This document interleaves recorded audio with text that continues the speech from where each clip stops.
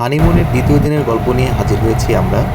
আজ আমরা উঠব কক্সবাজারের নতুন নির্মিত বে ওয়াচ হোটেলে, যেটি ইনানি বিচে অবস্থিত। কক্সবাজার বিমানবন্দর থেকে বের হয়েই আমাদের যাত্রা শুরু হলো ইনানি বিচের পথে। মেরিন ড্রাইভ রোড দিয়ে যাওয়া লাগবে, যার এক পাশে সুবিস্তৃত সমুদ্র আর অন্য পাশে সবুজে ঢাকা পাহাড়। এ যেন প্রকৃতির এক অনন্য মিলন। এমন মনোমুগ্ধকর দৃশ্য উপভোগ করতে করতে পৌঁছালাম আমাদের হোটেলে।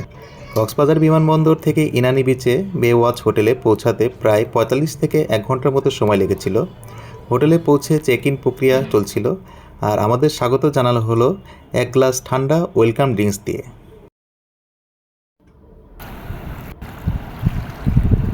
কক্সবাজারে এসেছি, আর বিশ্বের দীর্ঘতম সমুদ্র সৈকত না দেখলে কি হয়। চেক ইন শেষ করেই আমরা ছুটলাম সমুদ্রের পাড়ে।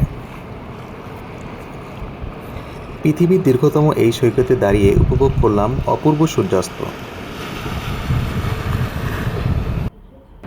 সন্ধ্যা পর্যন্ত সমুদ্রের পাড়ে কাটালাম, আর মনে হলো প্রকৃতির এক বিশেষ মুহূর্তের সাক্ষী হয়ে আছি।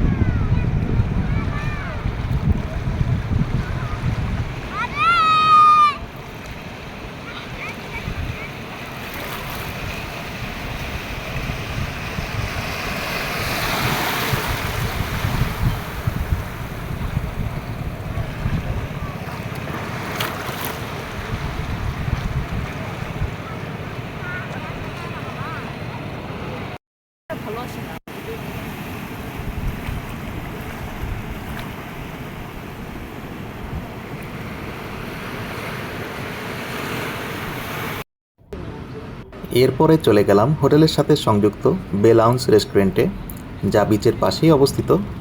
সুমায়া ডেজার্ট খেতে খুব ভালোবাসে, তাই সন্ধ্যাকালীন অর্ডার করলাম 2 ধরনের মজাদার ডেজার্ট। রাতে সমুদ্রের পাড়ে বসে সমুদ্রের গর্জন শুনতে শুনতে কাটালাম কিছু সুন্দর মুহূর্ত। এই ছিল আমাদের হানিমুনের প্রথম দিনের অভিজ্ঞতা। দেখা হবে পরবর্তী পর্বে।